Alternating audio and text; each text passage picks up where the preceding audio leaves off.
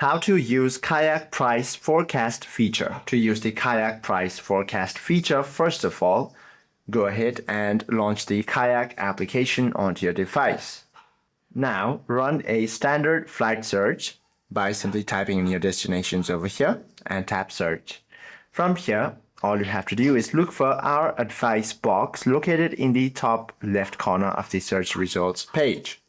Once you find the option, all you have to do is simply go ahead and then tap over that exact deal. And if the algorithm predicts that airfare on this route are about to rise over the next 7 days, it will issue a green buy now recommendation alongside a confidence percentage.